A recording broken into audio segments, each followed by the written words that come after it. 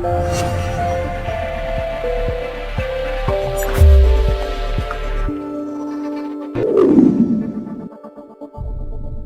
morning, everyone. Thanks for being here.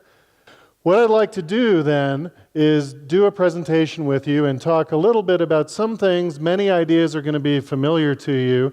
Some may be new to you. But the whole idea is to get us thinking again about some of the most important things that it means to be an educator, that it means to be a student, and that schools can do to support both students and educators. Thank you for the kind introductions, but you're probably also looking and saying, why in the world is this guy speaking to us? Well, I'm also a teacher and administrator like most of you in the room, so that's maybe a little bit more relevant, but the most important reason that I think that I'm here in the room with you today is because, like you, I'm someone who cares deeply about education and about improving the individuals and the systems in which I work.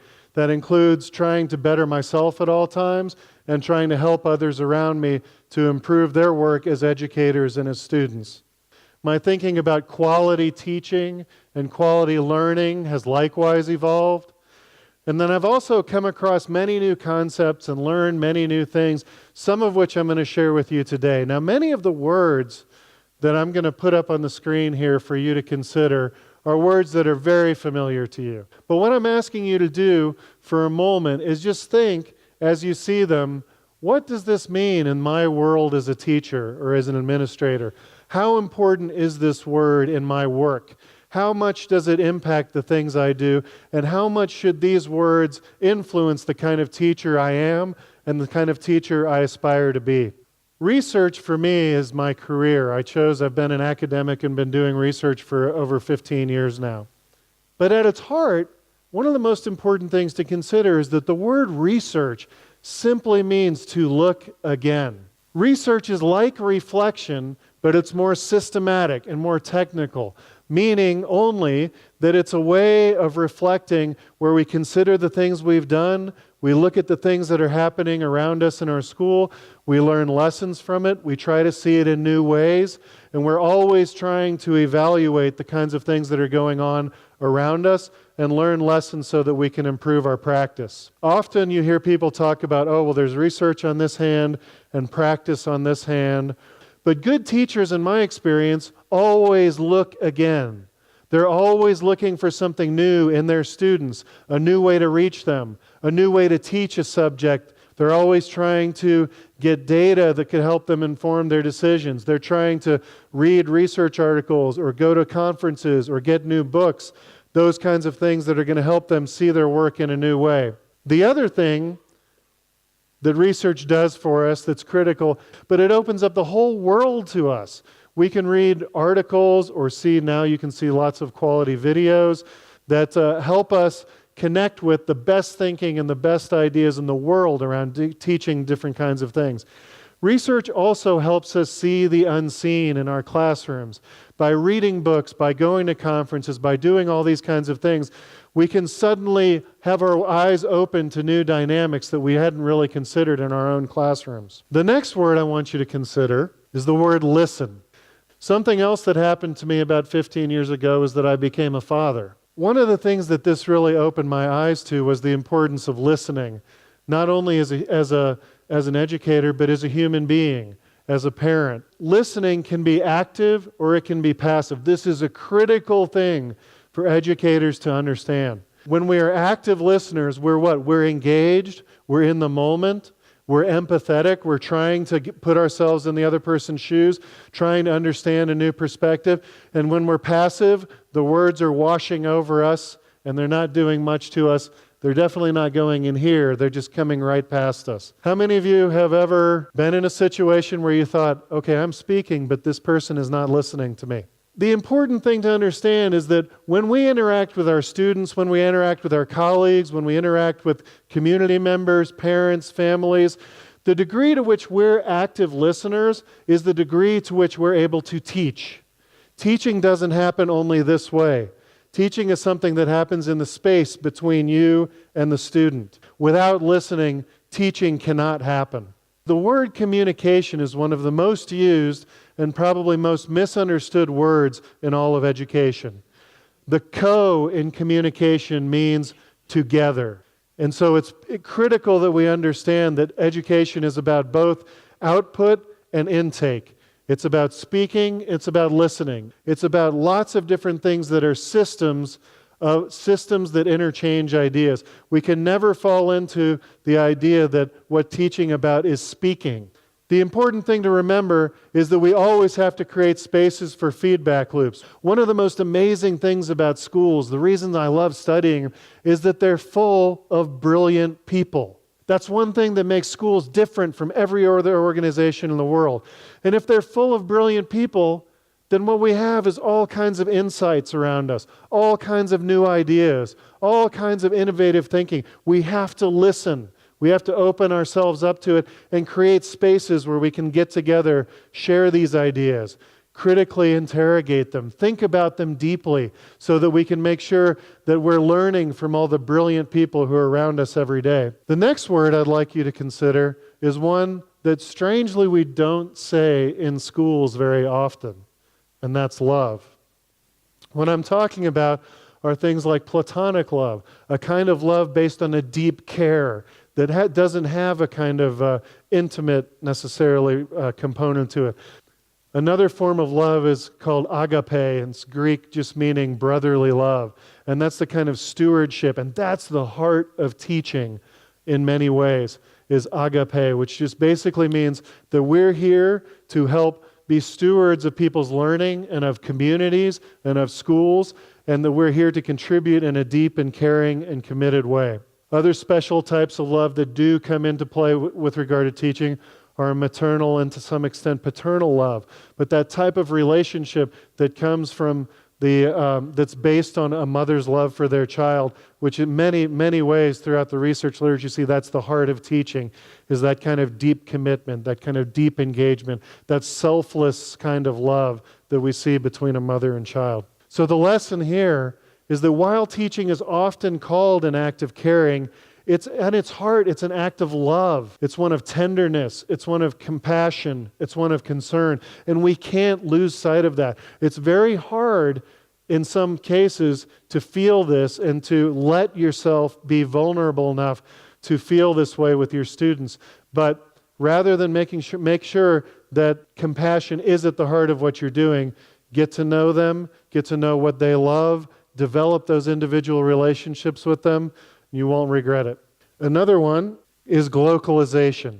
Glocalization is when you take the local, you combine it with the global, and you get the glocal. Now, this may seem a little bit like playing around with words, but one of the things that I realize that when you speak to educators often about globalization, the global is here and the local is here, and they're two completely separate conversations. They must be merged. We all live in the same world.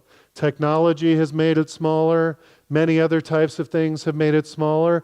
And we have to recognize the interconnected nature of the way we do things in school. Glocalization brings with it both positive and negative types of dynamics. It at once means that someone from Australia, someone from the US can get together and we can share ideas about education. We can share ideas about teaching. Through technology, we can share them even wider. But it also creates opportunities for exploitation. It creates opportunities for putting money into the equation so that students become thought of as commodities. And we have to resist this as much as possible. We're not just preparing people to go work down the road for a multinational corporation that's going to see them as another widget in the wheel. These are people with dreams, with visions of the world and of their own future that we need to help them realize. And we need to start thinking about the world as a single schoolhouse. We need to start thinking about being able to learn ideas from China, from the US, from Australia, from India, about different ways of approaching education, about new cultures that we can introduce ourselves and our students to.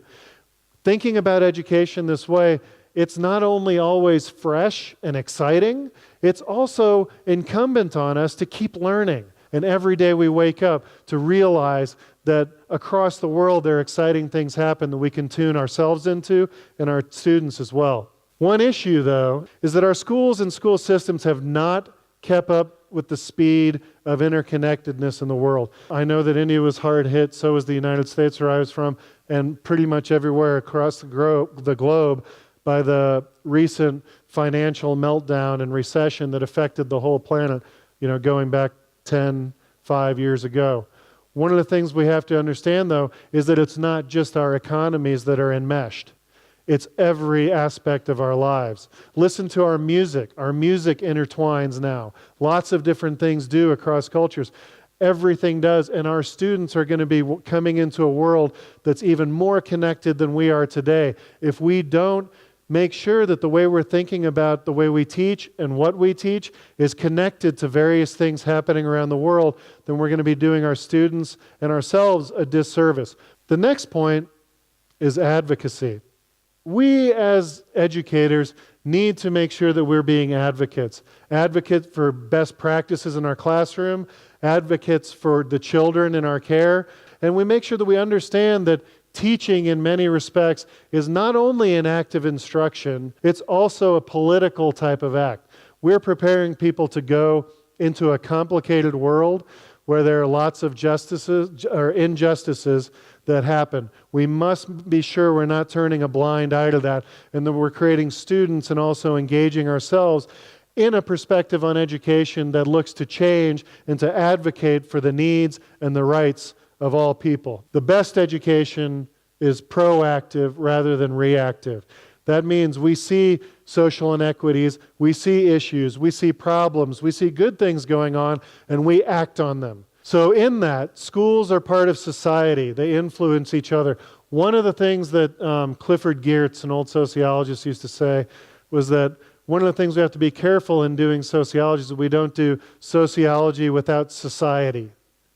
And what that means is we can't get so fixated on our local context that we forget what's happening outside the doors of the school and the way that society is happening and the types of place that our students go home to every evening and the kind of world that they're going to enter into when they leave the school. So don't teach your works in isolation. Make sure they're connected to people's everyday lives. Who should be advocates? And I can answer that easily. Everyone in this room. Do you see an injustice in your school?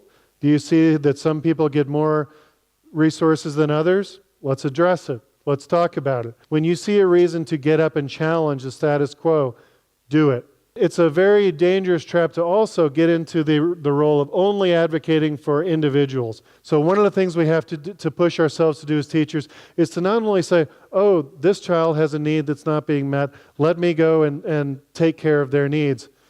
They're part of a system. We're all part of systems. When we change the system, that's when real change happens. That's when not only that child's needs are met, but the needs of many children moving forward who have similar types of issues. The next word that's come through my head is one of the most important in all of education is learning.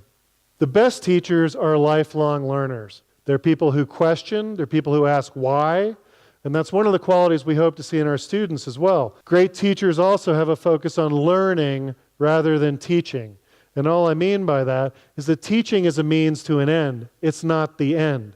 When we give feedback to each other about what's going on in our classrooms, we shouldn't be satisfied with just saying, oh, I loved what you said about this. We have to go deeper and always ask, how do we know that what you were saying and what you were doing in the classroom really made those light bulbs come on for those students and help them see something in a new way or on a deeper level? So a couple of lessons we take away from this. Education must always be about learning and preparing students for a future that doesn't exist. We have to teach students to be critical thinkers, to know how to do research, to understand the steps you would take to answer a difficult question, because the questions they're going to need to answer when they get out into the world are ones we can't even think of right now. The world is changing so rapidly that we have to make sure we're arming them and helping them understand how to attack problems, how to change things rather than just specific things that we want them to learn in our curricula. It's also important to remember that learning,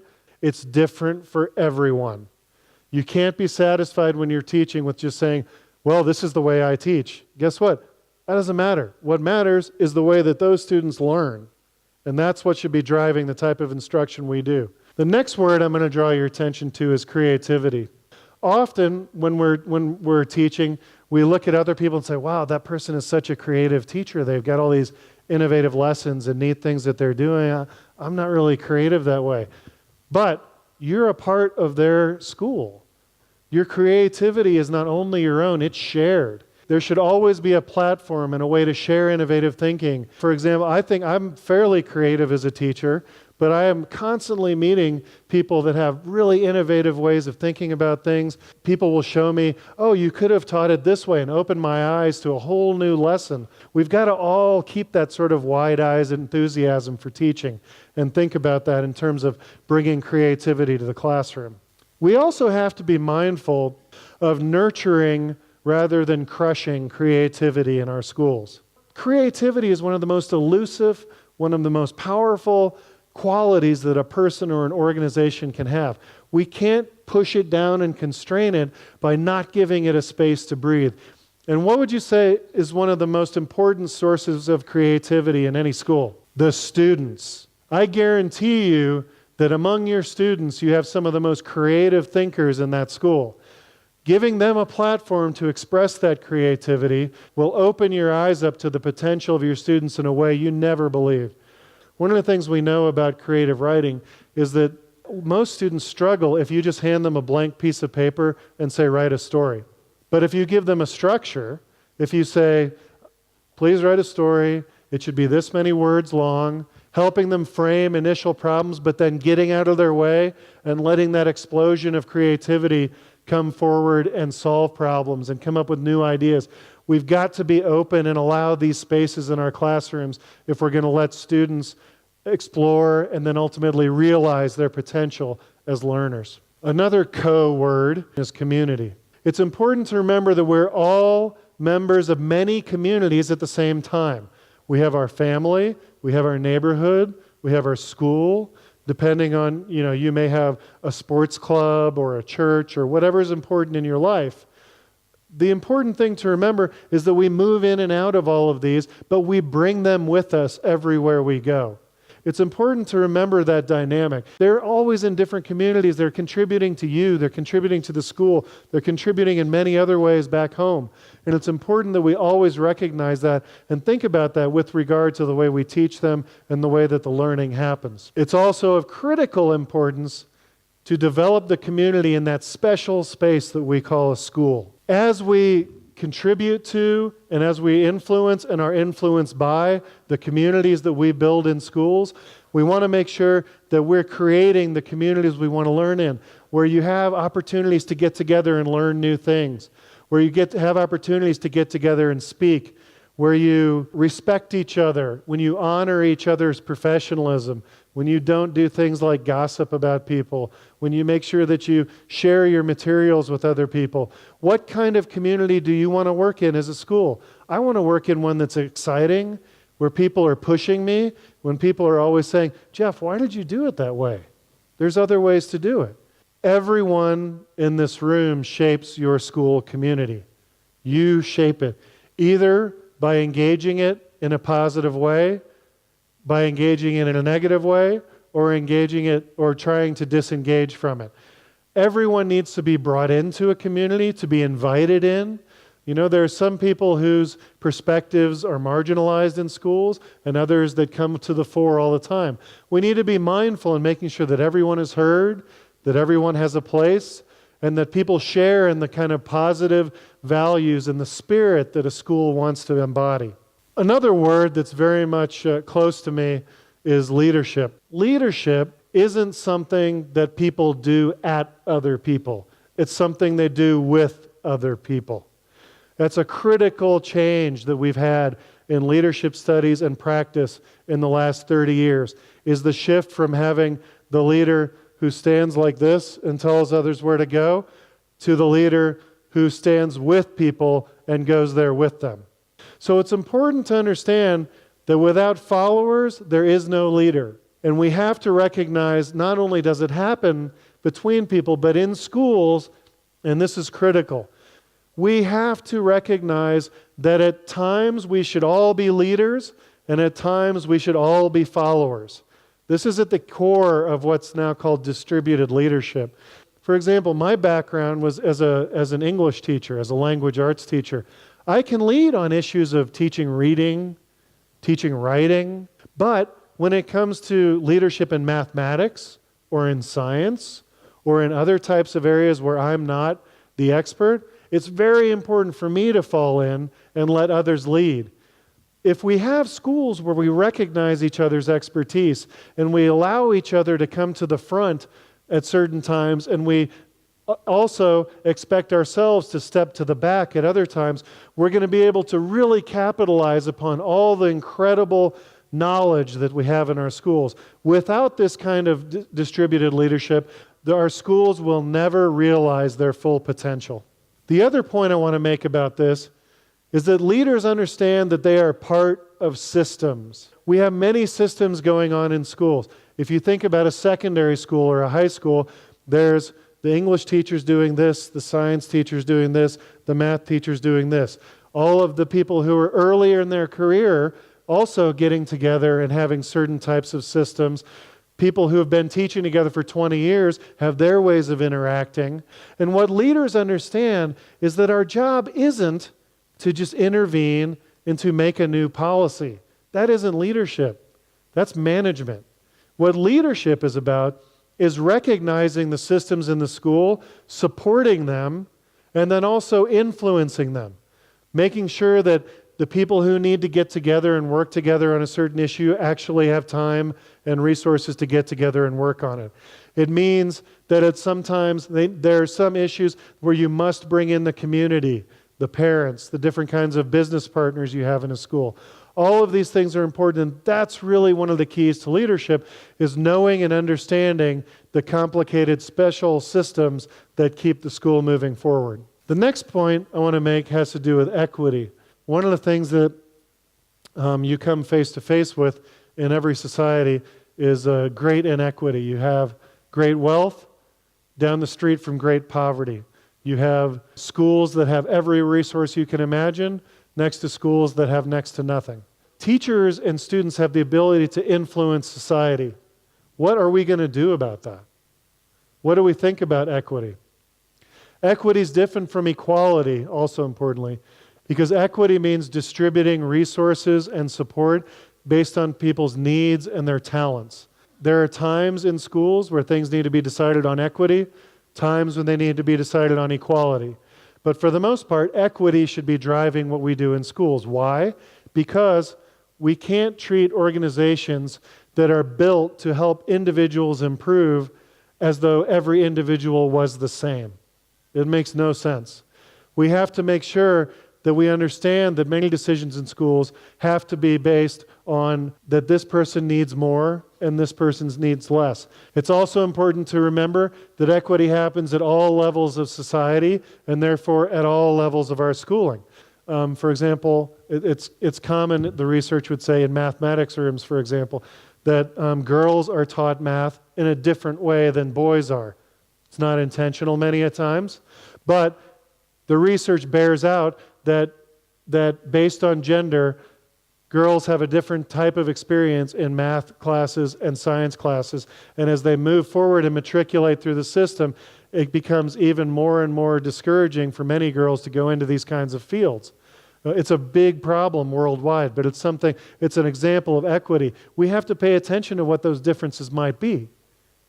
How is it that I teach that I might privilege some and disadvantage others? We've got to always be asking ourselves these kind of questions. It's important to understand, too, that equity includes both formal and informal decisions about the kinds of things that happen in school. So remember that what we say is as important as how we act. The students are watching. The people are watching. Our colleagues are watching. And it's important that we follow through and that we actually do the things we say that we're going to do.